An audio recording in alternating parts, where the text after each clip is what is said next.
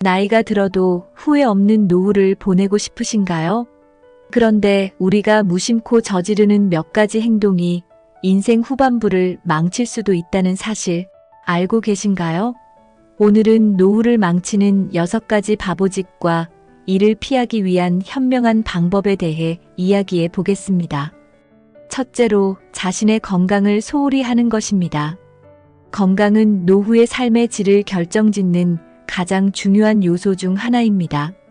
나이가 들수록 신체는 자연스럽게 약해지고 질병에 취약해지지만 이를 관리하지 않는 것은 가장 큰 실수 중 하나입니다. 예를 들어 규칙적인 건강검진을 받지 않거나 운동을 소홀히 하고 균형 잡힌 식단을 유지하지 않는 것은 심각한 건강 문제로 이어질 수 있습니다. 이를 피하기 위해서는 매일 30분 정도의 가벼운 운동, 예를 들어 걷기나 스트레칭을 실천하고 신선한 채소와 단백질 위주의 식단을 유지하며 정기적으로 건강 상태를 확인하는 습관을 길러야 합니다. 건강관리는 단순히 병을 예방하는 것에서 그치지 않습니다. 노년기의 건강은 삶의 자립성과 직결됩니다. 만약 건강을 소홀히 한다면 활동성이 줄어들고 다른 사람의 도움에 의존해야 하는 상황에 처할 수 있습니다. 또한 만성질환이나 갑작스러운 건강 문제는 재정적 부담을 증가시키기도 합니다. 이를 방지하려면 건강관리 계획을 구체적으로 세우고 이를 일상적으로 실천해야 합니다. 예를 들어 매주 운동 목표를 설정하거나 건강 관련 앱을 활용해 자신의 활동량과 식단을 기록하는 것도 좋은 방법입니다. 정기적으로 의사를 만나 건강 상태를 점검하고 필요한 치료를 미리 받는 것도 중요합니다. 둘째로 경제적 준비 없이 노후를 맞이하는 것입니다.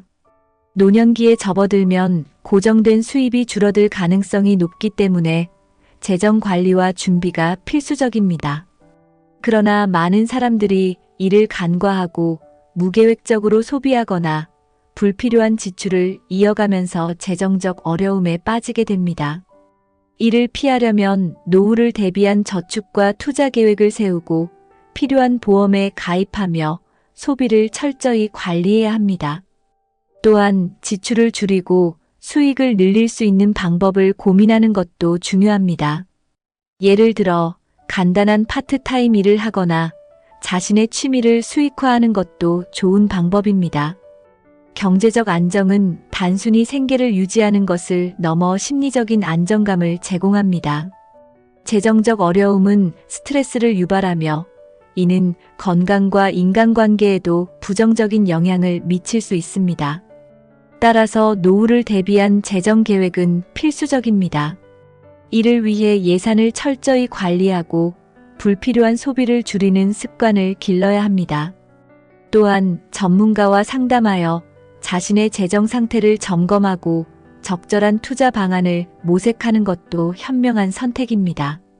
예를 들어 연금 상품을 적극 활용하거나 안정적인 수익을 보장하는 투자처를 찾는 것이 도움이 될 수 있습니다. 여기에 더해 자신이 가진 자산을 효율적으로 활용하는 방법을 고민해 보는 것도 필요합니다. 셋째로 사회적 관계를 등한시하는 것입니다.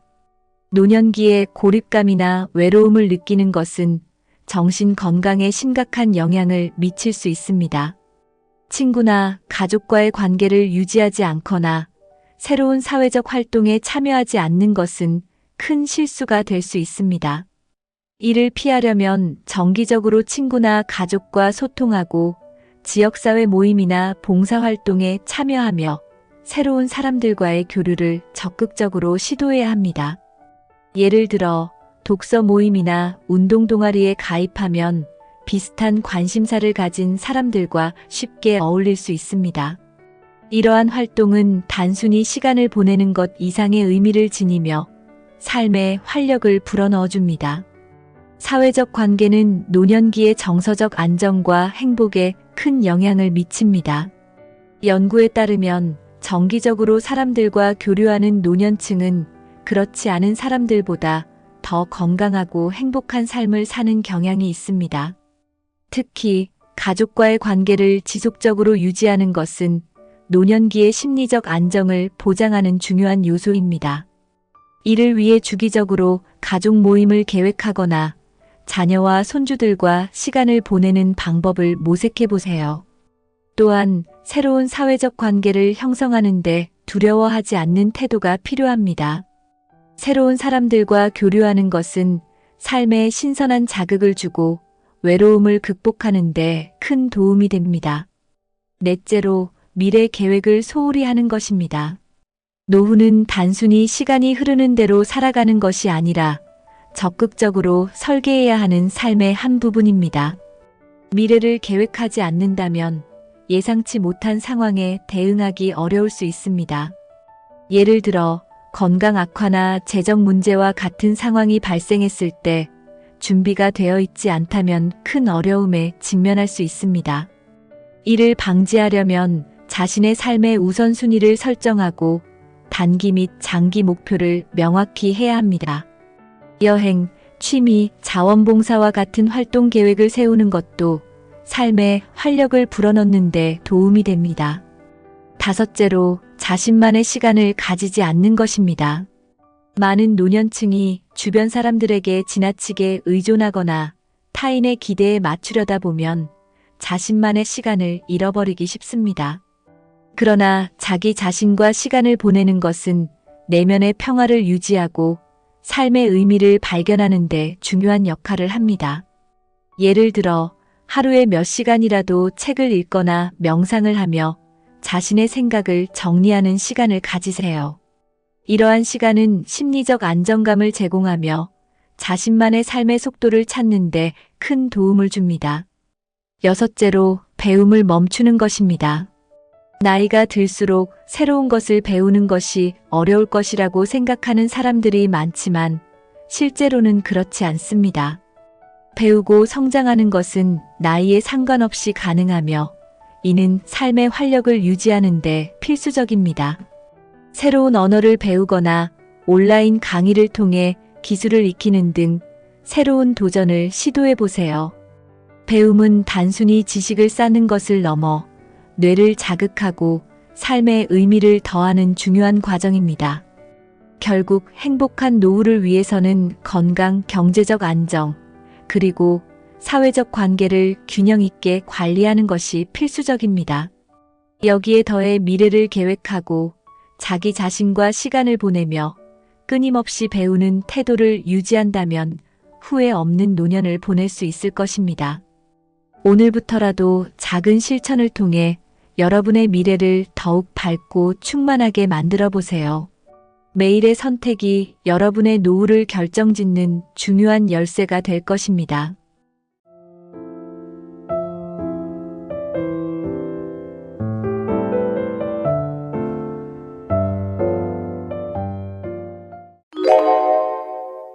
여러분, 아침에 눈 뜨자마자 가장 먼저 무엇을 하시나요? 대부분은 아무 생각 없이 벌떡 일어나거나 화장실부터 가지요. 또는 바로 TV를 켜거나 스마트폰을 보기도 합니다. 그런데요, 이런 행동들 중 몇 가지는 정말 위험할 수 있습니다. 특히 일어나자마자 몸이 완전히 깨어나지 않은 상태에서 하는 행동은 심장이나 뇌에 큰 무리를 줄 수 있어요. 실제로 아침 시간대에 심장마비나 뇌졸중이 많이 발생하는 이유도 바로 여기에 있습니다. 나도 모르게 반복하던 습관이 건강을 망치고 있었던 겁니다. 자칫 잘못하면 낙상 사고는 물론 생명을 위협하는 일이 생길 수도 있습니다. 그래서 오늘은 기상 직후 절대 하지 말아야 할 6가지 행동을 알려드리겠습니다. 이 영상 끝까지 보시면 아침마다 어떤 루틴을 바꿔야 할지 분명히 알게 되실 거예요. 바꾸는 건 어렵지 않습니다. 단 몇 분만 주의하면 하루 전체가 달라집니다. 자, 지금부터 하나씩 알려드릴게요. 절대 놓치지 마세요. 아침에 눈을 뜨자마자 갑자기 일어나면 혈압이 급격히 변합니다. 특히 밤새 누워있던 상태에서 자세를 갑자기 바꾸면 혈류가 머리까지 잘 올라가지 않아요. 이럴 때 어지럼증이 생기기 쉬우며 심하면 기절하는 경우도 있습니다. 중장년층은 혈관이 탄력성을 잃기 시작해서 더 위험할 수 있어요. 기상 직후에는 심장도 아직 느리게 뛰고 있어서 혈액순환이 원활하지 않아요. 특히 고혈압이나 심장 질환이 있다면 이런 변화는 더 큰 부담을 줍니다. 갑작스러운 자세 변화는 심장에 무리를 줘 돌연사의 위험도 커집니다. 몸이 아직 깨어나지 않은 상태에서 움직이면 관절도 손상되기 쉬워요. 몸과 뇌의 부담을 줄이는 게 아침 건강의 핵심입니다. 천천히 일어나는 습관이 건강을 지키는 시작입니다. 기립성 저혈압은 앉거나 누운 상태에서 갑자기 일어날 때 혈압이 떨어지는 현상입니다. 특히 아침에는 혈압이 낮은 상태라 위험이 더 커집니다. 이럴 때 어지럽고 눈앞이 깜깜해지거나 구역질이 날 수도 있어요. 잘못하면 중심을 잃고 넘어져서 큰 부상으로 이어질 수 있습니다. 골다공증이 있는 분들은 한 번의 낙상으로 뼈가 부러질 수 있어요. 이 증상은 젊은 사람보단 나이가 많을수록 더 자주 나타납니다. 몸이 아직 준비되지 않은 상태에서 갑자기 서면 위험합니다. 뇌로 가는 혈류가 부족하면 실신도 생길 수 있어요. 이 상태가 반복되면 뇌 건강에도 영향을 줄 수 있습니다. 아침마다 천천히 몸을 일으키는 습관이 필요합니다. 먼저 눈을 뜨고 난 뒤 바로 일어나지 말고 1분 정도 누워 계세요. 천천히 손발을 움직이며 몸에 자극을 주세요. 그 다음에는 몸을 옆으로 돌려서 옆으로 기대듯 일어나는 게 좋아요. 팔을 이용해 상체를 먼저 세운 후 다리를 바닥에 내립니다. 무릎을 굽히고 두 발을 바닥에 붙인 상태에서 잠시 호흡을 가다듬으세요. 이 상태에서 천천히 일어나면 몸의 부담을 줄일 수 있어요. 앉은 상태에서 고개를 살짝 돌려보고 어지럼증이 있는지 확인합니다. 이상 없으면 천천히 일어나 걷기 시작하세요. 처음엔 어색해도 금방 습관이 됩니다. 이 단순한 루틴 하나가 아침을 안전하게 시작하게 도와줍니다. 아침에 일어나자마자 커피부터 찾는 분들 많으시죠? 하지만 빈속에 커피를 마시면 위산이 과도하게 분비됩니다. 이 위산은 위벽을 자극해 속 쓰림이나 위통을 유발할 수 있어요. 특히 위염이나 위궤양이 있는 분들은 증상이 심해질 수 있습니다. 커피 속 카페인은 위 근육을 자극해서 위산이 더 많이 나옵니다. 이 때문에 소화불량이나 더부룩함을 느끼는 경우도 많습니다. 위가 약한 사람은 커피 한 잔으로 하루 종일 속이 불편해질 수 있어요. 장기적으로는 위장 건강을 해치고 식사에도 영향을 줄 수 있습니다. 공복에 커피는 위장을 거칠게 깨우는 셈입니다. 아침 커피는 꼭 뭔가를 먹은 뒤에 마시는 게 안전합니다. 카페인은 심장을 자극하는 성분이라 공복에 마시면 심장이 더 빠르게 뛸 수 있어요. 가슴이 두근거리고 불안감이 올라오는 느낌을 경험하는 분도 많습니다. 특히 고혈압이나 심장 질환이 있는 분들에게는 매우 위험합니다. 빈속 상태에서는 카페인이 더 빠르게 흡수되기 때문이에요. 혈압이 갑자기 올라가면 두통이나 어지럼증이 생기기도 합니다. 일부 사람들은 이 때문에 식은땀이나 불면을 겪기도 해요. 카페인의 자극은 일시적이지만 몸에 주는 충격은 꽤 큽니다. 특히 나이가 많을수록 이런 증상에 더 민감해집니다. 아침을 불안하게 시작하는 건 하루 전체에 영향을 줍니다. 커피는 심장이 준비된 뒤, 즉 식사 후에 마시는 게 가장 좋습니다. 커피는 식사 후 30분에서 1시간 사이에 마시는 게 가장 적절합니다. 이때는 위장도 어느 정도 채워져 있고 카페인의 흡수도 완화돼요. 공복 상태보다 훨씬 안정적으로 작용합니다. 특히 오전 9시에서 11시 사이에 마시면 각성 효과도 가장 높아요. 몸이 어느 정도 깨어난 뒤 마시는 커피는 집중력에도 도움을 줍니다. 이 시간대는 스트레스 호르몬인 코르티솔이 줄어드는 시기라 커피 효과가 더 좋아요. 너무 늦은 오후에 마시면 수면에 방해될 수 있으니 주의하세요. 위장이 약한 분은 라떼나 우유를 섞어 마시는 것도 좋습니다. 진한 커피보다는 연하게 타서 천천히 마시는 게 부담이 덜해요. 커피는 잘 마시면 건강에 도움이 되지만 타이밍이 가장 중요합니다. 우리는 자는 동안에도 땀이나 호흡을 통해 물을 계속 잃습니다. 그래서 아침에 일어났을 때는 몸속 수분이 많이 부족한 상태예요. 이 상태에서 물을 마시지 않고 활동을 시작하면 피로감이 쉽게 몰려옵니다. 심지어 뇌 기능도 일시적으로 떨어질 수 있어요. 몸속 대사 작용이 느려지면서 면역력도 떨어지기 쉽습니다. 탈수 상태가 지속되면 심장과 신장에도 부담이 됩니다. 특히 아침에 입이 바짝 마르거나 소변색이 진하면 이미 수분 부족 상태일 수 있어요. 수분 부족은 혈액을 끈적하게 만들어 혈전 위험도 높입니다. 이런 상태로 하루를 시작하면 쉽게 피곤하고 기운이 없습니다. 물 한 잔으로 시작하는 아침은 몸에 신호를 보내는 첫걸음이에요. 아침에 물을 마시지 않으면 혈액 농도가 진해져 혈액순환이 원활하지 않아요. 특히 혈액 속 노폐물 농도가 올라가면 피로감이 증가합니다. 심장은 더 세게 뛰어야 하고 혈관에도 압력이 커집니다. 이로 인해 심혈관계 질환의 위험도 올라갑니다.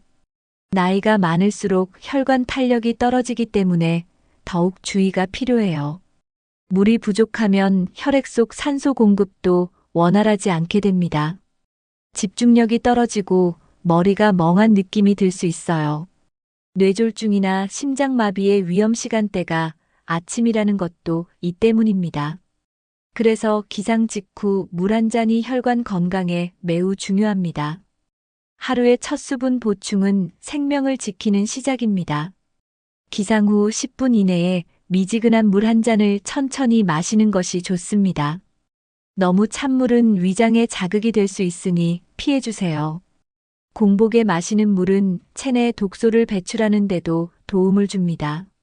물을 한꺼번에 들이키지 말고 천천히 나눠 마시는 것이 좋습니다. 몸이 깨어나면서 수분을 흡수할 준비가 되기 때문이에요.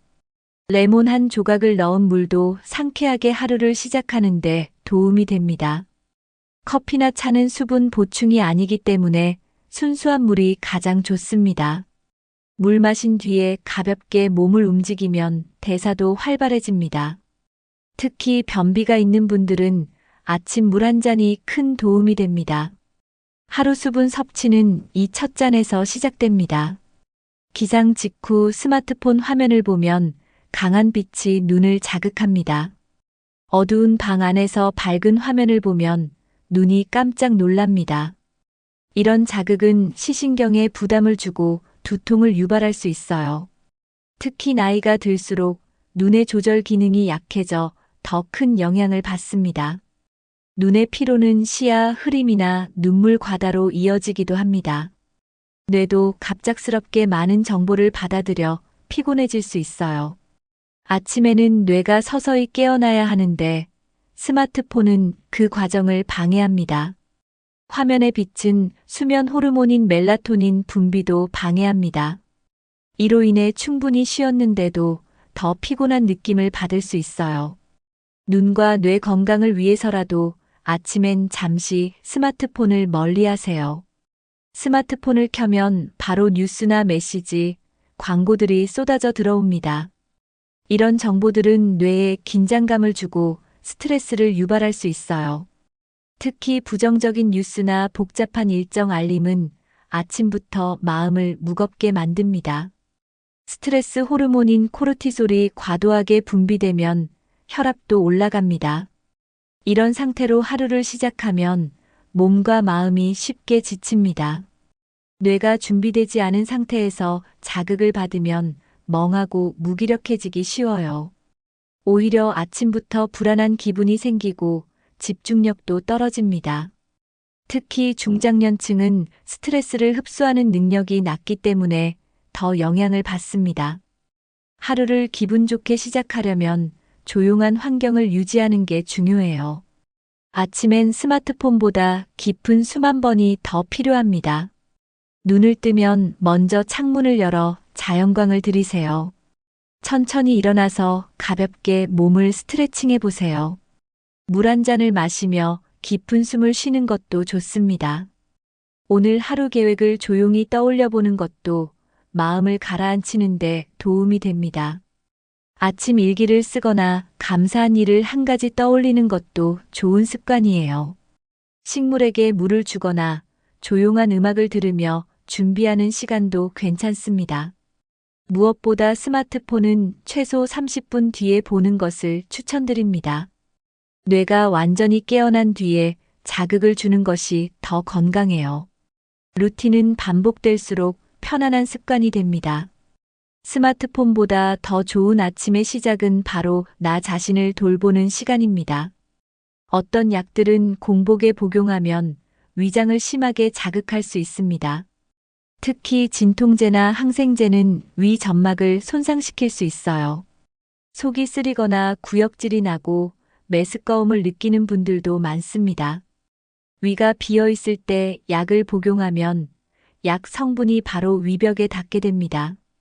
이로 인해 위염이나 위궤양이 악화될 수 있어요. 일부 약은 공복에 먹으면 효과가 약해지기도 합니다. 반대로 너무 강하게 작용해 부작용이 생기는 경우도 있어요. 약을 복용한 후 식사를 하더라도 이미 위는 자극을 받은 상태입니다. 그래서 약 복용 전에는 반드시 복용법을 확인해야 합니다. 위 건강을 위해서라도 약은 공복에 피하는 것이 좋습니다. 모든 약이 같은 시간대에 먹는 건 아닙니다. 어떤 약은 식전, 어떤 약은 식후, 또 어떤 건 자기 전에 복용해야 하죠. 약마다 흡수되는 시간과 방식이 다르기 때문입니다. 예를 들어 당뇨약은 식사 직전에 먹는 게 중요해요. 혈압약은 보통 아침 식후에 복용하는 경우가 많습니다. 공복에 먹으면 효과가 약해지거나 부작용이 생길 수 있어요. 처방받을 때 복용 시간을 꼭 물어보는 게 좋습니다. 또 여러 약을 동시에 먹을 경우 상호작용도 고려해야 합니다. 약은 몸에 직접 작용하는 것이기 때문에 섭취 타이밍이 매우 중요합니다. 올바른 시간에 복용하는 습관이 건강한 약 복용의 기본입니다.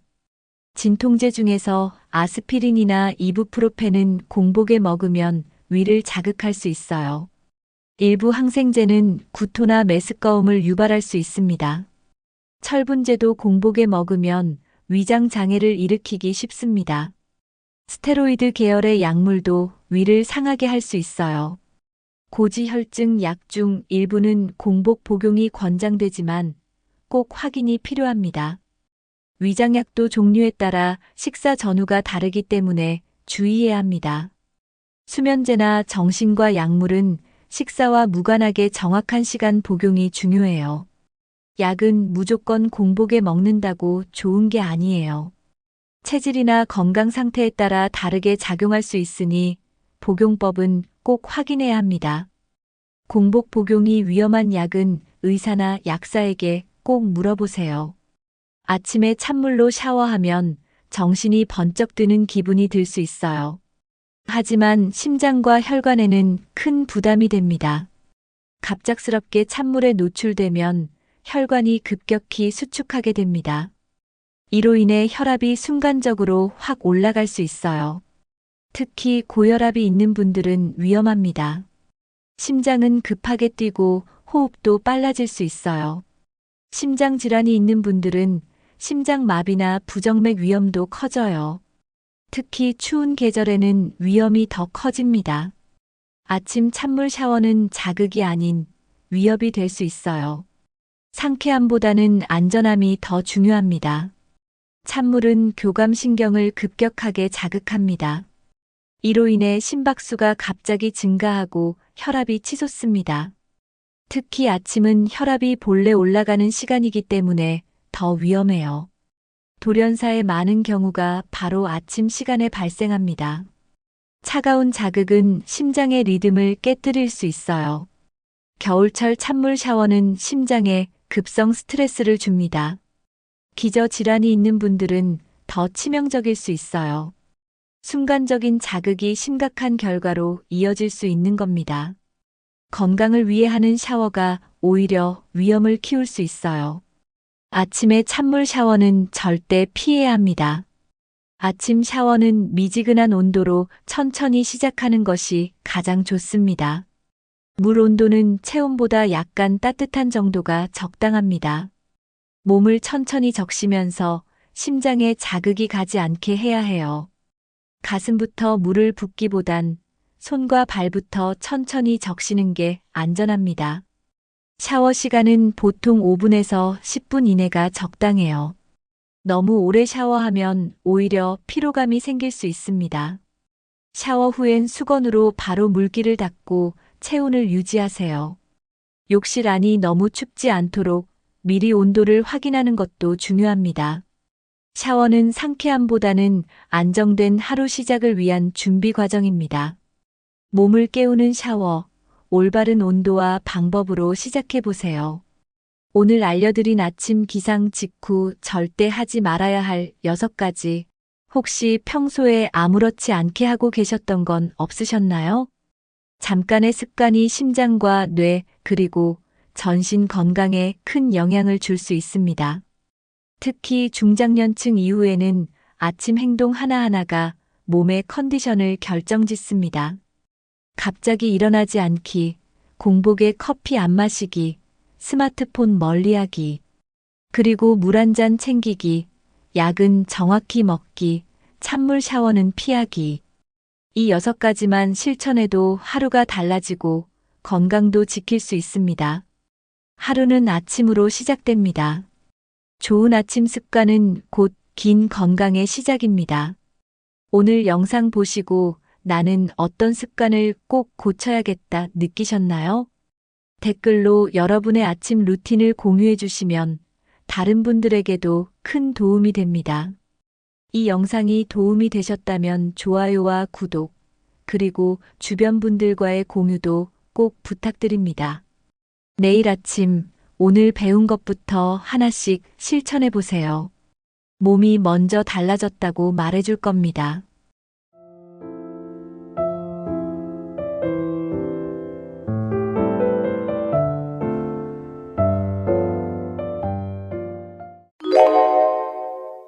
여러분, 밥 드시고 나면 보통 뭐 하시나요? TV 보시는 분도 있고, 소파에 누워서 잠깐 눈 붙이시는 분들도 계시죠. 아니면 따뜻한 커피 한 잔 마시면서 여유를 즐기시는 분도 있을 겁니다. 그런데요, 밥 먹고 나서 무심코 하는 이 행동들. 사실은 건강을 해치는 아주 위험한 습관일 수 있습니다. 그냥 편해서 하던 행동이 내 몸을 망치고 있었던 거죠. 특히 나이가 들수록 이런 습관 하나가 건강에 더 큰 영향을 줍니다. 흔히들 말하죠. 식후엔 가만히 있어야 소화가 잘 된다. 하지만 그 말만 믿고 아무렇게나 행동하다간 오히려 건강을 망칠 수 있습니다. 그래서 오늘 영상에서는 밥 먹고 절대 해서는 안 되는 6가지 행동을 알려드릴 겁니다. 그냥 나쁜 습관이 아니라 실제로 수명에까지 영향을 줄 수 있는 것들이니까요. 특히 중장년층 분들이 꼭 아셔야 할 내용들이니 끝까지 함께 해주세요. 자, 그럼 밥 먹고 하면 수명이 짧아지는 행동들 지금부터 하나씩 알아볼까요? 밥 먹고 바로 눕는 분들 많으시죠? 피곤하니까 소파에 누워서 쉬고 싶은 마음 당연합니다. 하지만 이 습관 위에 큰 부담을 줍니다. 음식을 먹으면 위는 열심히 움직여서 소화를 시작하는데 바로 누우면 중력의 도움을 받지 못해서 음식물이 잘 내려가지 않아요. 위 안에 음식이 오래 머무르게 되면 더부룩하고 속이 불편해집니다. 가스가 차거나 트림이 자주 나는 이유도 여기에 있어요. 특히 나이가 들수록 위 운동이 느려지기 때문에 이 영향이 더 커집니다. 그래서 식후에는 적어도 30분 정도는 앉아 있거나 가볍게 움직여야 좋습니다. 눕는 건 편할지 몰라도 속은 불편해진다는 사실 꼭 기억하셔야 해요. 게다가 위산이 식도로 역류하면서 가슴이 타는 듯한 느낌도 생길 수 있습니다. 이걸 그냥 넘기면 역류성 식도염으로 이어질 수도 있어요. 속이 자주 쓰리고 트림이 많다면 이미 그 신호일 수 있습니다. 그러니까 밥 먹고 바로 눕는 습관 꼭 고치셔야 합니다. 몸이 편하려고 누웠다가 속이 더 괴로워지니까요. 식후에 바로 눕게 되면 위에서 소화 중인 음식물과 위산이 식도로 역류할 수 있습니다. 이렇게 되면 가슴이 화끈거리는 증상이 나타나죠. 흔히 가슴이 탄다, 쓰리다 라고 표현하시는 바로 그 느낌입니다. 역류성 식도염은 단순한 속 쓰림으로 끝나지 않아요. 반복되면 식도에 염증이 생기고 통증까지 유발합니다. 더 무서운 건 밤에 누워 잘 때도 위산이 올라와 잠을 방해한다는 점이에요. 깊은 잠을 자지 못하면 면역력도 떨어지고 전신 건강에 영향이 갑니다. 특히 30대 이후부터는 위 근육도 점점 약해지기 때문에 이 역류 현상이 더 쉽게 나타날 수 있어요. 한번 생기면 쉽게 낫지도 않고 만성화되기 쉽습니다. 음식 섭취도 조심해야 하고 약까지 먹어야 할 수도 있죠. 그래서 가장 좋은 건 애초에 그런 상황을 만들지 않는 겁니다. 식사 후에는 적어도 30분은 눕지 않고 앉아 계시는 걸 추천드립니다. 가능하다면 가볍게 걷는 것도 좋고요. 이 작은 습관이 위 건강을 지키는 큰 열쇠가 될 수 있습니다. 밥 먹고 눕는 습관은 당뇨 있는 분들에게 특히 더 위험합니다. 식후 혈당이 급격히 올라가는데 누워 있으면 몸이 에너지를 소모하지 못해서 혈당이 더 오래 높게 유지돼요. 당뇨는 바로 이런 혈당 조절에 실패하면서 악화되는 질환이잖아요. 식사 후에는 혈당을 조금이라도 낮추기 위해 몸을 움직이는 게 필요합니다. 간단한 집안일이나 설거지도 괜찮고, 집 안에서 5분 정도라도 천천히 걷는 것도 큰 도움이 됩니다. 특히 이 습관은 혈당 조절뿐 아니라 체중 관리에도 좋기 때문에 당뇨뿐 아니라 고혈압, 고지혈증 있으신 분들도 꼭 실천해 보셔야 해요. 반대로 식사 후 바로 누우면 지방도 쉽게 축적돼서 복부 비만으로 이어질 위험도 큽니다. 당뇨가 있으신 분들은 특히 복부 비만 관리가 중요하잖아요. 그래서 식후 눕는 습관은 절대적으로 피해야 하는 행동입니다. 식사 후 잠깐이라도 움직이면 혈당 조절에 큰 도움이 됩니다. 편해서 눕는 그 몇 분이 건강을 무너뜨릴 수 있다는 거 꼭 기억하세요. 담배 피우는 분들 중에는 밥 먹고 나면 더 생각난다고 하시는 분들 많습니다. 속이 든든하니 한 대 피우면 더 개운하다고 느끼기도 하죠. 그런데 식후 흡연은 평소보다 독성이 훨씬 더 강하게 작용합니다. 위장으로 혈류가 몰리는 시점이라 니코틴과 독성 물질이 빠르게 퍼지기 때문입니다. 그 결과 폐와 심장은 물론 소화기관까지 큰 자극을 받게 됩니다. 특히 위 점막이 예민해져서 위염이나 궤양이 생기기 쉬워요. 식후에는 위가 가장 활발하게 움직이는데 이때 독성 물질이 들어오면 회복이 더뎌집니다. 소화불량도 자주 생기고 입냄새나 식욕 저하로 이어질 수 있어요. 뿐만 아니라 니코틴은 혈관을 수축시키기 때문에 혈압도 올라갑니다. 고혈압이 있으신 분들은 식후 흡연이 더 위험한 이유입니다. 담배 한 개비는 100해 무익하다는 말, 식후엔 더 절실하게 와닿습니다. 특히 위암이나 식도암 위험이 높아진다는 연구도 많습니다. 잠깐의 개운함 때문에 평생 건강을 잃을 수도 있는 거죠. 그래서 금연을 못 하시더라도 최소한 식후에는 꼭 참는 게 좋습니다. 처음엔 힘들어도 조금씩 습관을 바꾸면 충분히 가능하다는 거 잊지 마세요. 식사 후엔 소화기관에 혈액이 몰리게 됩니다.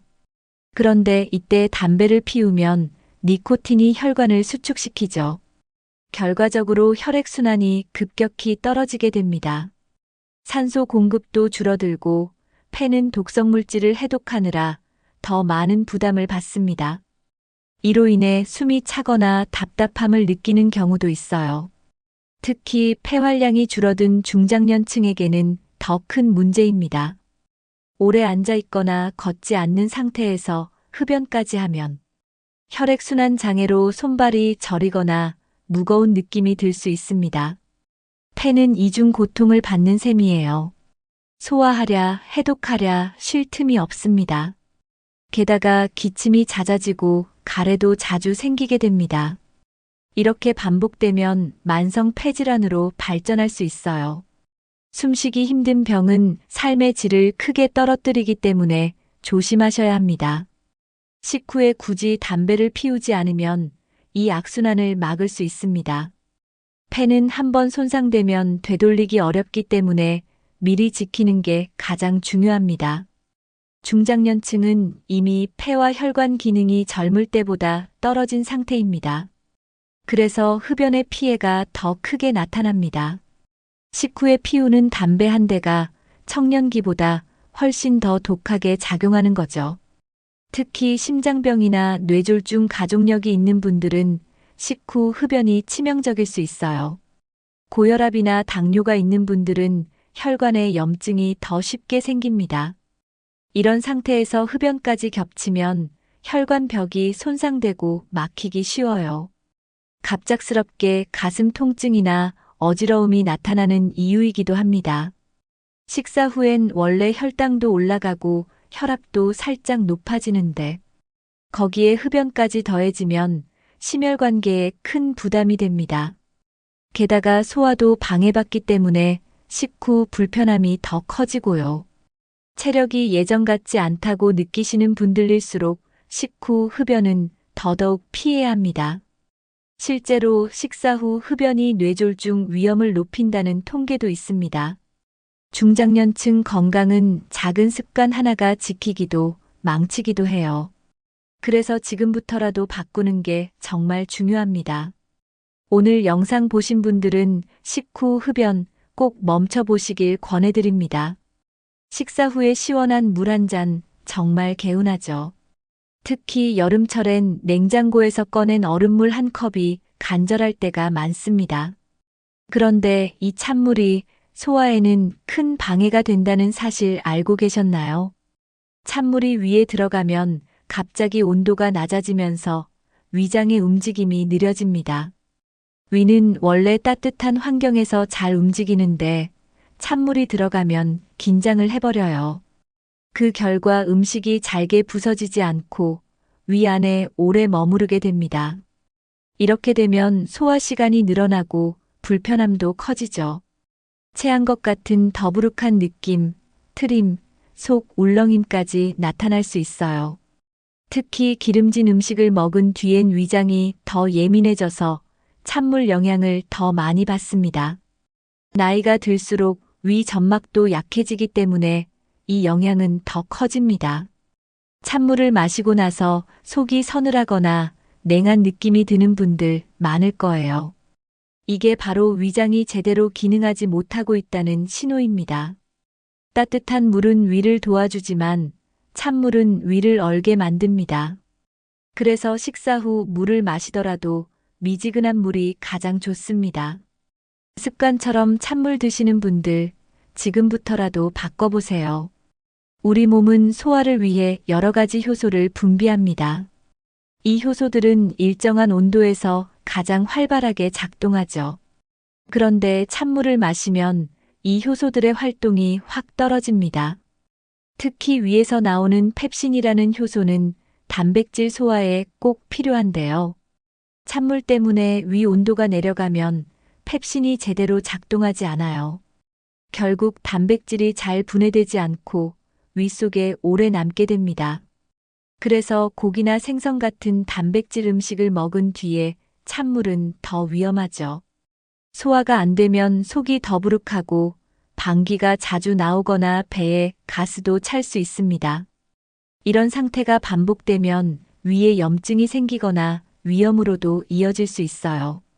또 한 가지, 위액의 농도도 찬물로 인해 묽어질 수 있습니다.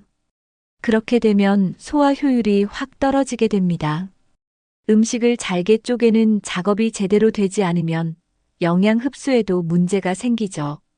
그래서 식후 찬물은 단순히 시원한 물이 아니라 소화 기능을 떨어뜨리는 방해꾼이 되는 겁니다.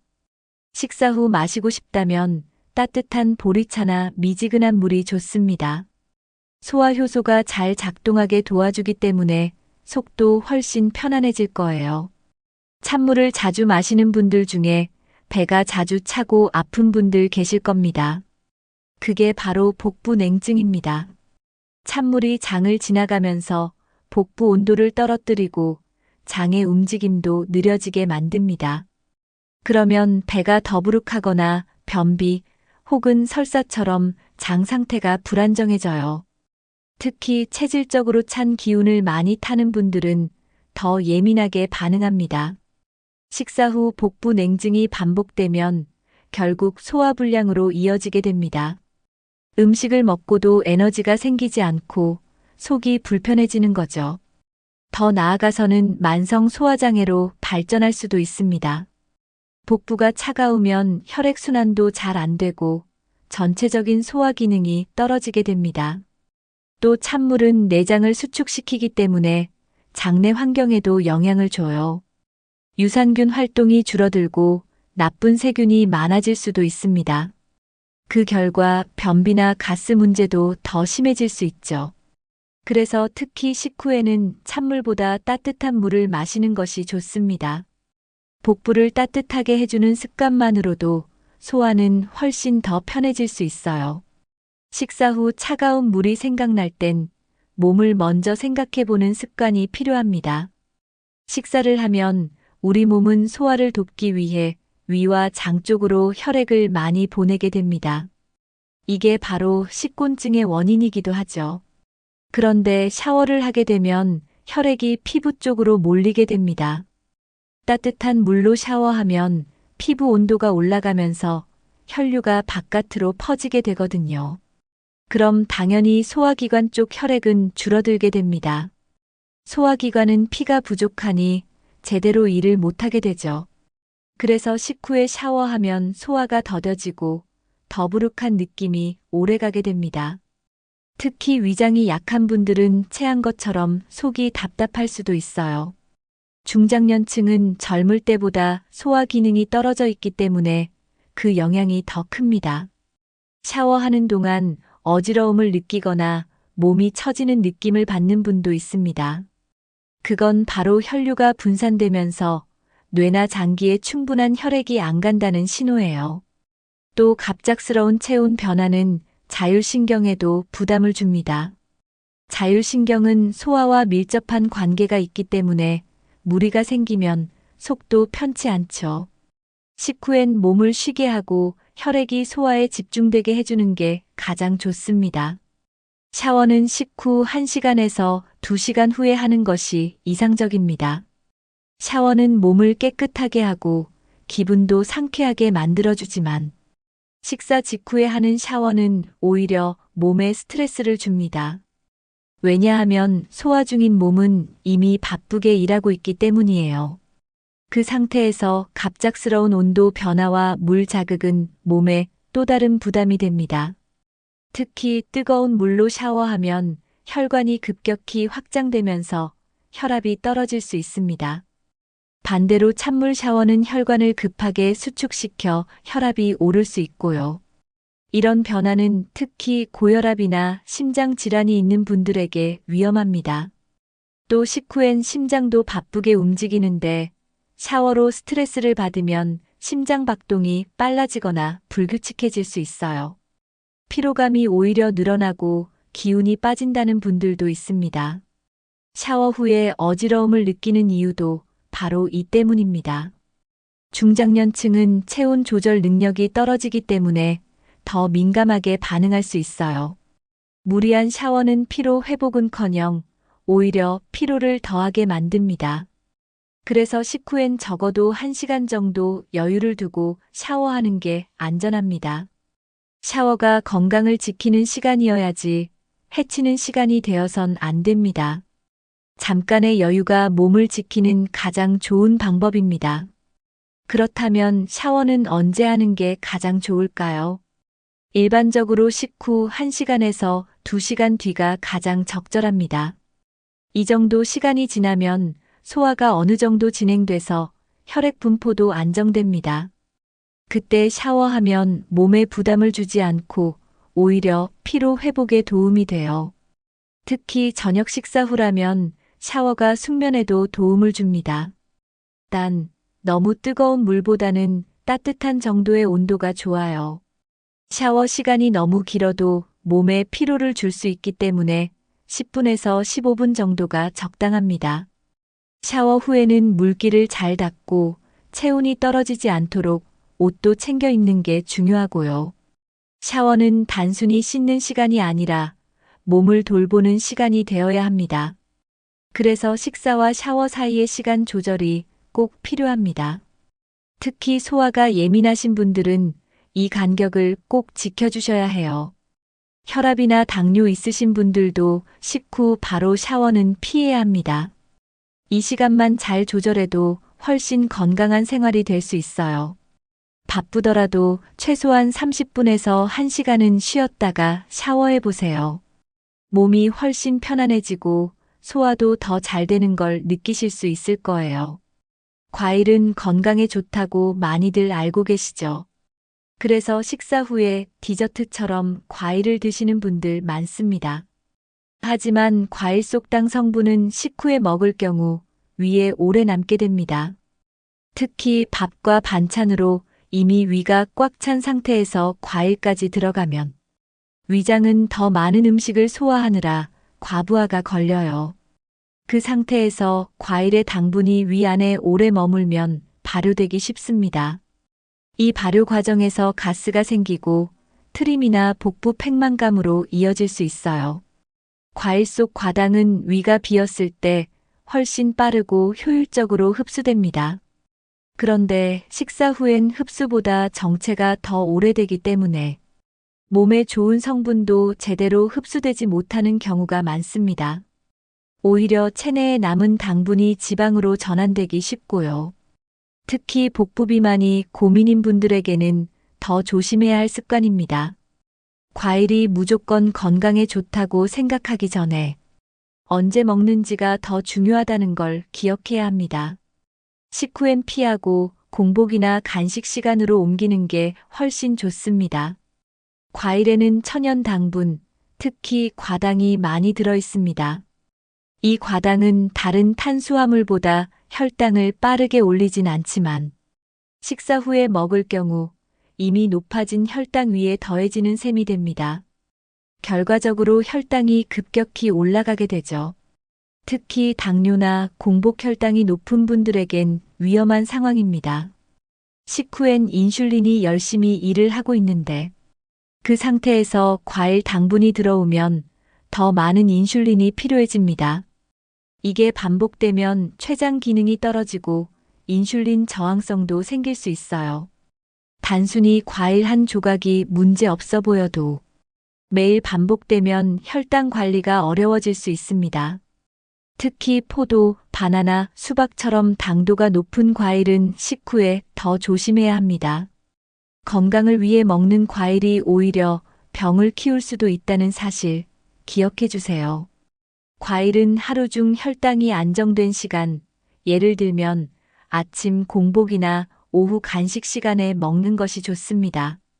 그럼 과일의 영양도 제대로 흡수되고 혈당에도 부담이 덜 갑니다. 당 조절이 필요한 분들일수록 과일 섭취 시점에 더 신경 써야 합니다. 과일은 공복에 먹었을 때 가장 좋은 효과를 줍니다. 위가 비어 있을 때 과일을 먹으면 소화가 빠르고 흡수도 잘 됩니다. 특히 섬유질과 비타민이 몸에 바로 작용할 수 있어서 건강에 더 좋습니다. 반면 식후엔 이미 위가 음식을 소화하느라 바쁜 상태라 과일은 뒤로 밀려서 위 속에서 오래 머무르게 돼요. 그러면 과일 속 효소도 제대로 작용하지 못하게 됩니다. 이로 인해 소화불량이나 트림, 가스 등이 생길 수 있어요. 공복에 먹은 과일은 식욕 조절에도 도움을 줍니다. 특히 아침에 과일 한 조각을 먹으면 하루를 가볍게 시작할 수 있어요. 또 혈당이 낮은 상태에서 과일을 먹으면 인슐린 분비도 더 안정적으로 조절됩니다. 위장이 편안할 때 먹는 과일이 몸에도 훨씬 부담이 없습니다. 과일을 간식처럼 따로 챙기는 습관을 들이면 식사 중 또는 식후에 과일을 먹는 것보다 훨씬 효과적입니다. 그래서 과일은 공복의 보약이라는 말이 생긴 겁니다. 과일은 타이밍만 잘 지켜도 최고의 건강 음식이 될 수 있습니다. 식사 후 커피 한 잔, 정말 습관처럼 드시는 분들 많죠. 카페인이 들어가면 정신도 맑아지고 식곤증도 줄어드는 느낌이 듭니다. 하지만 식사 직후 커피는 위산 분비를 지나치게 자극할 수 있습니다. 원래 식사 후엔 위에서 소화를 위해 위산이 나옵니다. 그런데 커피의 카페인이 이 분비를 더 촉진시켜요. 위산이 과도하게 나오면 위벽을 자극하고 위염으로 이어질 수 있습니다. 속쓰림이나 더부룩한 느낌이 자주 드는 이유가 바로 이것 때문입니다. 특히 공복이 아닌 식후엔 위가 민감해져 있기 때문에 자극에 더 취약합니다. 위장이 약하신 분들, 위염 경험 있으신 분들은 더더욱 조심하셔야 합니다.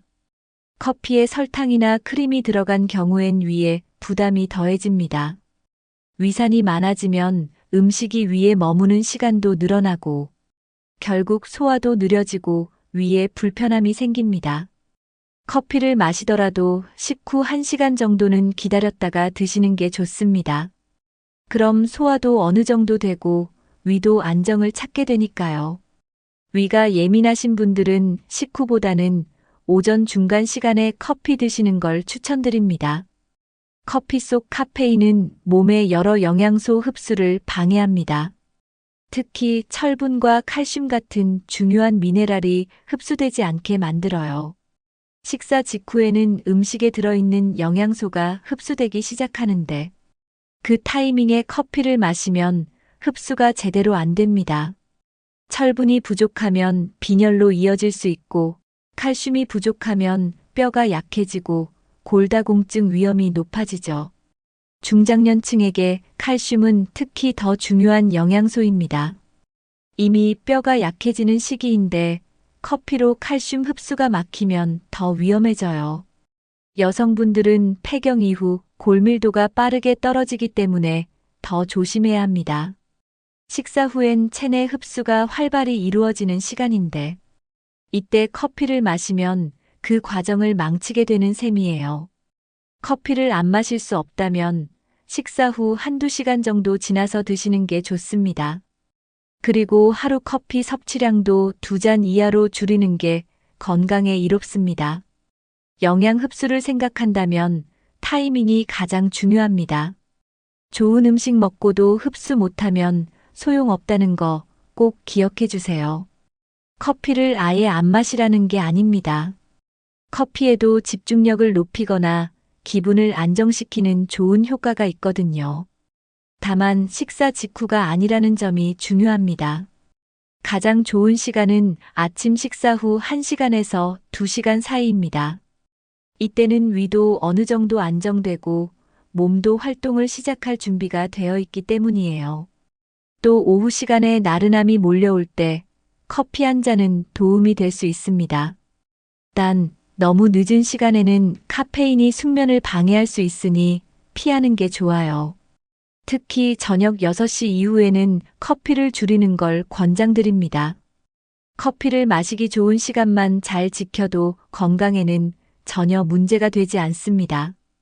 대신 빈속에는 피하고 간단한 간식이나 식사 후 일정 시간이 지난 후 마시는 게 좋아요. 커피에 크림이나 설탕을 넣는 것보다 블랙커피가 몸엔 더 덜 부담됩니다. 커피 마시는 습관만 조금 바꿔도 건강은 훨씬 좋아질 수 있어요. 매일 마시던 커피, 이제는 시간과 방식에 신경 써보세요. 습관을 건강하게 바꾸면 몸이 먼저 반응할 거예요. 커피도 건강하게 마시면 든든한 친구가 될 수 있습니다. 오늘 영상에서 밥 먹고 하면 안 되는 6가지 행동 하나하나 살펴봤습니다. 그냥 편하다고 좋다고 생각했던 습관들이 알고 보면 건강을 해치고 수명을 줄일 수 있는 위험한 행동일 수도 있다는 거. 이제는 확실히 아셨죠? 밥 먹고 바로 눕거나 찬물 마시고 커피 마시고 샤워하고 이런 습관들 하나하나가 우리 몸에 어떤 영향을 주는지 이해하셨을 겁니다. 특히 나이가 들수록 이런 작은 습관이 건강에 더 크게 작용합니다. 몸은 예전 같지 않은데 습관은 그대로라면 그 차이가 결국 건강을 무너뜨리는 원인이 될 수 있어요. 그래서 지금부터라도 바꿔보시는 게 정말 중요합니다. 오늘 소개한 내용 중에서 나도 모르게 하고 있었던 습관 있으셨나요?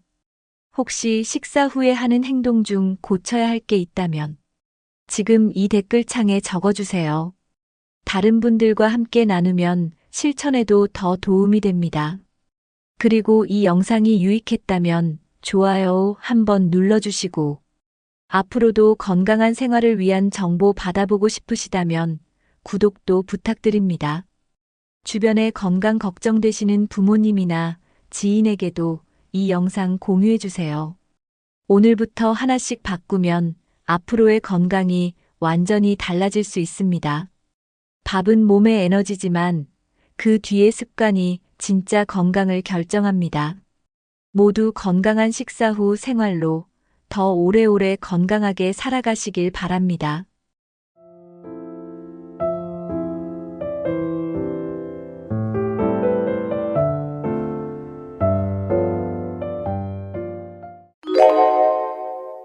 안녕하세요, 여러분.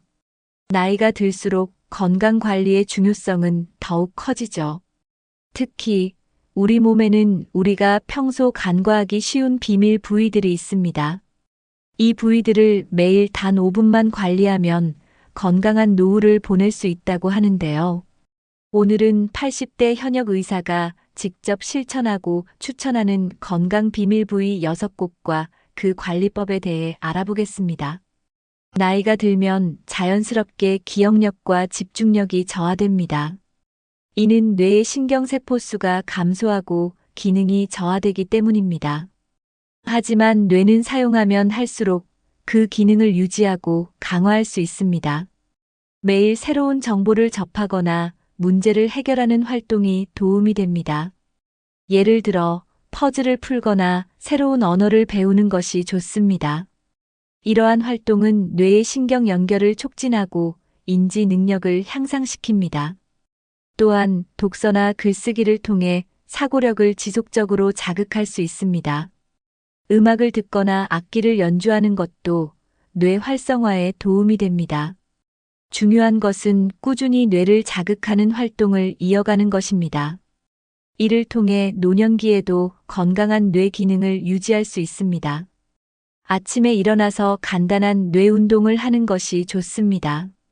먼저 깊게 숨을 들이마시고 내쉬는 호흡 운동을 1분간 합니다. 그런 다음 손가락을 이용해 두피를 부드럽게 마사지합니다. 이마에서부터 뒤쪽으로 이동하며 두피 전체를 자극합니다. 이어서 눈을 감고 어제 있었던 일을 떠올려 봅니다. 그 후 오늘 해야 할 일들을 머릿속으로 정리합니다. 간단한 산수 문제를 풀어보는 것도 뇌를 자극하는 데 도움이 됩니다.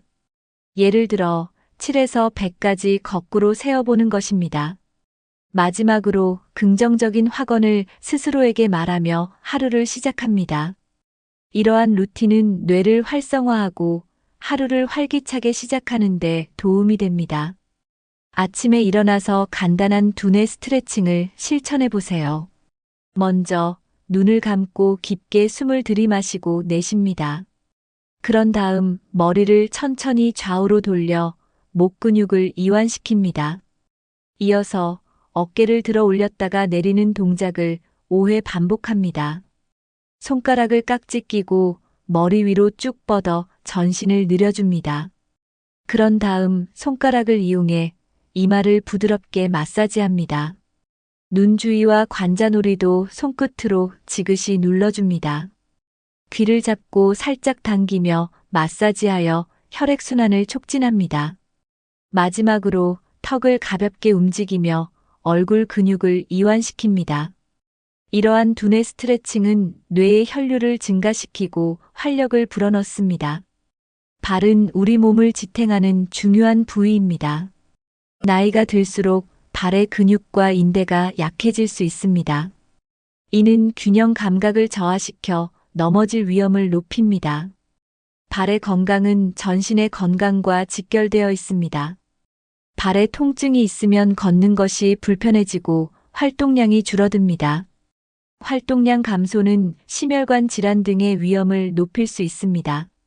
따라서 발의 근육과 인대를 강화하는 것이 중요합니다. 매일 발을 스트레칭하고 마사지하는 습관을 들이세요. 편안한 신발을 선택하여 발에 무리가 가지 않도록 합니다. 정기적으로 발 건강을 체크하고 이상이 있으면 전문의를 찾아가세요. 발 지압은 혈액순환을 촉진하고 피로를 해소하는 데 도움이 됩니다. 먼저 발바닥을 손으로 부드럽게 문질러 줍니다.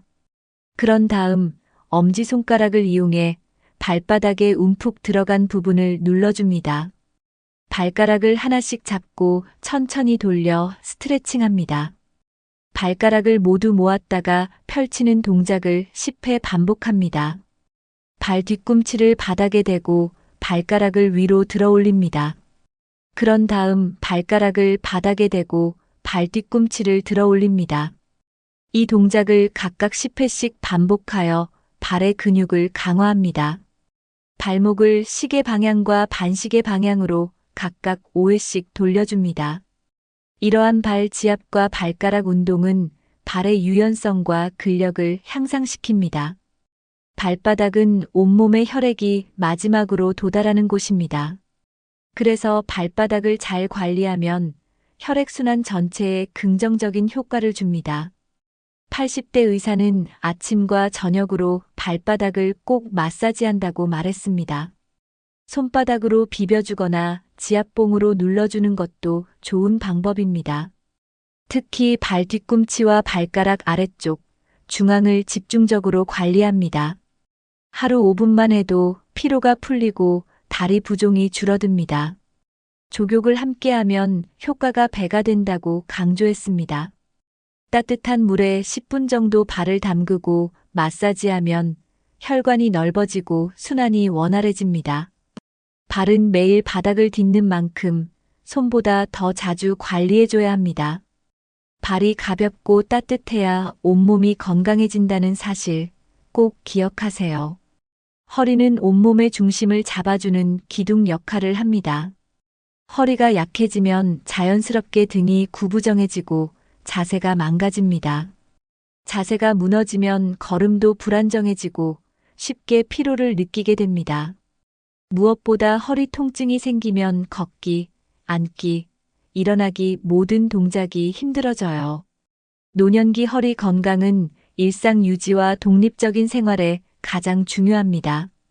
앉아있는 시간이 길거나 운동을 하지 않으면 허리 근육이 빠르게 약해집니다. 척추 주변 근육을 강화하면 통증 예방에도 효과적입니다.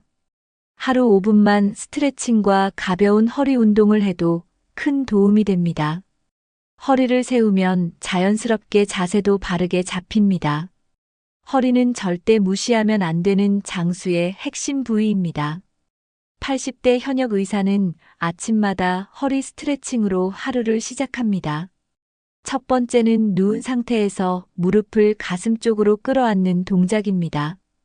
이 자세를 양쪽 번갈아 10초씩 유지하면 허리 긴장이 풀립니다. 두 번째는 앉아서 상체를 천천히 앞으로 숙이는 스트레칭입니다. 다리 사이로 팔을 쭉 뻗고 머리를 숙이면 허리가 길게 늘어나는 느낌이 듭니다. 세 번째는 벽을 짚고 한 발을 뒤로 뻗어 허리와 다리 근육을 동시에 늘려주는 방법입니다.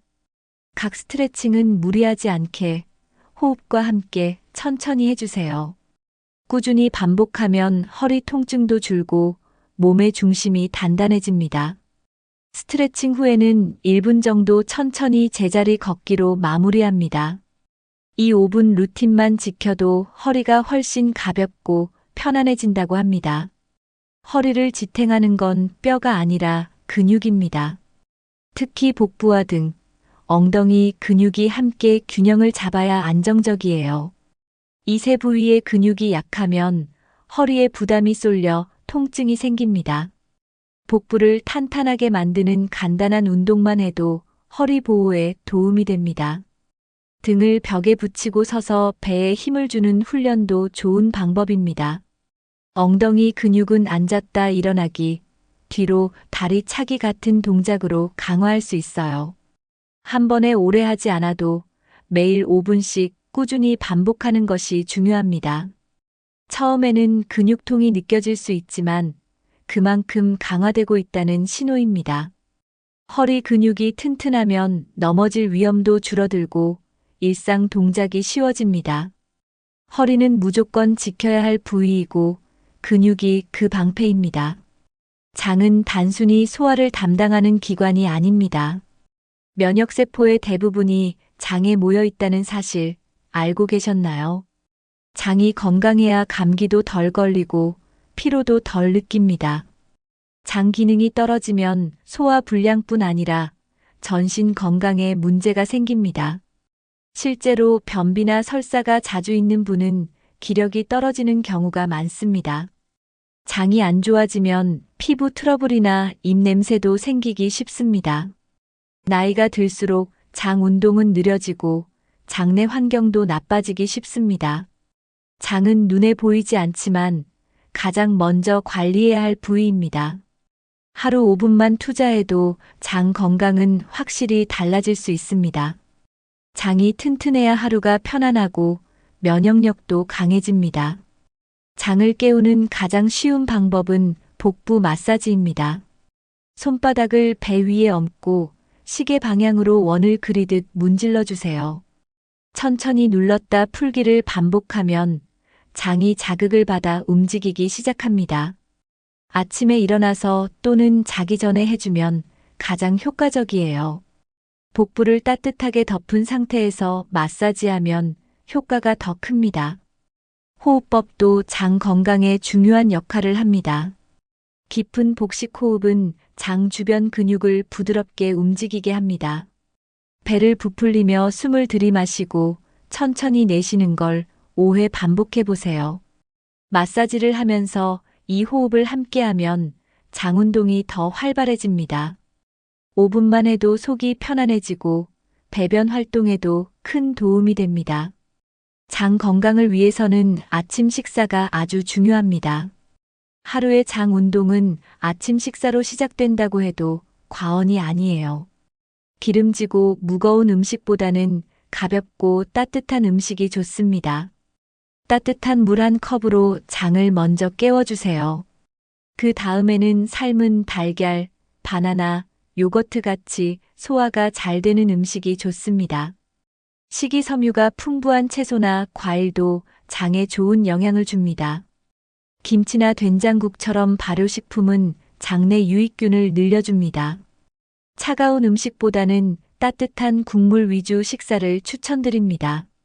식사 후에는 가볍게 방을 걷거나 의자에 앉아 허리를 돌려보세요. 이렇게 매일 같은 시간에 규칙적으로 식사하면 장이 더 건강해집니다. 눈은 나이가 들면서 가장 먼저 피로해지는 부위 중 하나입니다.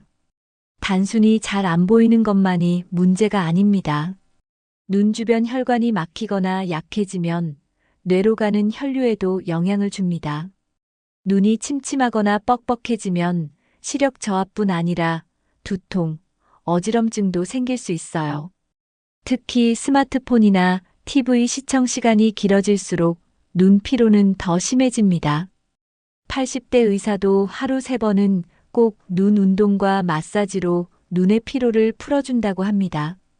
눈은 뇌의 창이기 때문에 눈 건강은 곧 두뇌 건강과 직결됩니다. 노안을 막는 것도 중요하지만 눈 주변 혈관을 지켜야 더 오래 건강하게 볼 수 있습니다. 눈이 자주 건조하고 피곤하다면 이미 눈 노화가 시작된 신호일 수 있습니다. 눈은 하루 5분만 관리해도 확실히 달라지는 부위입니다. 눈 운동은 간단하지만 효과가 아주 큽니다. 먼저 눈을 감고 손바닥을 비벼 따뜻하게 한 다음 눈 위에 가볍게 얹어줍니다. 눈 주위 근육이 이완되면서 피로가 빠르게 풀립니다. 그 다음 눈동자를 위아래, 좌우로 천천히 움직이는 연습을 합니다. 원을 그리듯 시계 방향, 반시계 방향으로 돌려주는 것도 좋아요. 눈을 감은 상태에서 눈꺼풀을 살짝 누르며 지압하는 것도 좋습니다. 눈을 크게 떴다 감기를 10번 반복하면서 눈 주변 근육을 운동시켜줍니다. 눈꺼풀을 닫은 상태에서 눈동자를 천천히 움직이면 긴장이 풀립니다. 마지막으로 먼 곳을 10초 정도 바라보며 초점을 맞추는 훈련을 해보세요. 이 간단한 5분 운동만으로도 눈의 피로가 확실히 줄어듭니다. 첫째, 스마트폰이나 TV를 너무 가까이서 오래 보지 않는 습관이 필요합니다. 화면을 볼 땐 20분마다 20초씩 먼 곳을 바라보는 20-20 법칙을 기억하세요. 둘째, 조명이 어두운 곳에서는 독서나 작업을 피하는 게 좋습니다. 눈이 긴장하지 않도록 충분한 조명 아래서 활동해야 합니다. 셋째, 인공 눈물이나 미온수 세안으로 눈의 건조함을 줄여주세요. 특히 에어컨이나 난방기 사용 시 눈이 쉽게 말라 눈 건강을 해칠 수 있습니다. 자외선 차단을 위해 외출 시에는 챙이 넓은 모자나 선글라스를 착용하는 것이 좋습니다. 눈 건강에 좋은 루테인, 오메가3 같은 영양소도 함께 챙겨보세요. 눈이 편안해야 두뇌도 안정되고 일상생활의 질이 달라집니다. 눈은 단순히 시력이 아니라 삶의 질과 직결된 중요한 기관입니다. 손가락은 뇌와 가장 가까운 움직임 센서입니다. 손을 자주 움직이면 뇌 자극이 증가해 인지 기능 유지에 도움이 됩니다. 실제로 손을 자주 쓰는 사람일수록 치매 발병률이 낮다고 알려져 있습니다. 손을 움직일수록 두뇌의 운동 영역도 활발하게 작동합니다. 글쓰기, 수공예, 악기 연주 같은 활동은 뇌 활성화에 매우 효과적입니다. 반대로 손을 거의 쓰지 않으면 두뇌 기능도 빠르게 둔해질 수 있어요. 나이가 들수록 손을 쓰는 작은 습관이 매우 중요해집니다. 젓가락질, 단추 채우기 같은 일상 동작도 뇌에 자극이 됩니다. 손이 굳는 느낌이 든다면 그건 뇌도 느려지고 있다는 신호일 수 있습니다. 손은 단순한 도구가 아니라 뇌 건강을 지키는 가장 가까운 연결고리입니다. 손가락은 하루 5분만 자극해도 뇌와 신경에 좋은 영향을 줄 수 있습니다. 먼저 양손 손가락을 맞잡고 한 손가락씩 천천히 당기며 스트레칭합니다. 엄지부터 새끼손가락까지 차례대로 눌렀다 펴기를 반복해주세요. 주먹을 꽉 쥐었다가 천천히 펴기를 10회 정도 반복합니다. 손등과 손바닥을 교차로 비벼서 따뜻하게 만들어주세요. 손바닥 중앙을 지그시 눌러주면 피로가 풀리면서 혈액순환도 좋아집니다. 손가락 끝을 가볍게 두드리거나 꼬집는 것도 신경 자극에 효과적입니다. 손가락으로 가상의 피아노를 치듯 움직이는 연습도 좋습니다. 마지막으로 손목을 시계 방향과 반대 방향으로 돌려 마무리합니다. 이 간단한 루틴을 하루 5분씩만 해도 손과 뇌가 함께 건강해집니다. 손끝 감각은 나이가 들수록 둔해지기 쉽습니다. 감각이 무뎌지면 물건을 놓치거나 글씨 쓰기가 어려워질 수 있어요. 손끝 감각을 유지하려면 다양한 재질을 손으로 직접 느껴보는 활동이 도움이 됩니다. 천조각, 나무젓가락, 차가운 금속 등 다양한 감촉을 매일 손으로 만져보세요. 감각신경을 깨우는데 아주 효과적입니다. 따뜻한 물에 손을 담그거나 손바닥에 공을 굴리는 것도 자극에 좋아요. 뜨개질이나 바느질, 카드 맞추기 같은 놀이도 추천할 만합니다. 손이 느껴야 뇌도 더 활발하게 반응합니다. 손끝이 살아있어야 일상의 작은 동작들도 수월해집니다. 손 감각은 작지만 삶의 질을 결정짓는 중요한 감각입니다. 오늘 알려드린 6곳 기억하시나요? 뇌, 발, 허리, 장, 눈, 손. 이 6곳은 80대 현역 의사가 매일 5분씩 꼭 관리하는 부위들입니다. 특별한 장비도 필요 없고 복잡한 동작도 없습니다. 단 5분만 투자하면 몸 전체의 균형과 건강을 지킬 수 있습니다. 특히 중장년층, 60대 이상이 되신 분들에게는 지금부터가 시작입니다. 늦었다고 생각하지 말고 지금부터 하나라도 실천해 보세요. 매일 꾸준히 하는 작은 관리가 큰 건강 차이를 만들어냅니다. 여러분은 이 중 어떤 부위를 가장 먼저 실천해 보고 싶으신가요? 댓글로 남겨주시면 다른 분들과 좋은 정보도 나눌 수 있습니다. 좋아요와 구독, 그리고 건강이 걱정되는 가족, 친구와 공유해 주세요. 건강은 챙기는 자의 것입니다. 내일도 활기찬 하루 보내시길 바랍니다.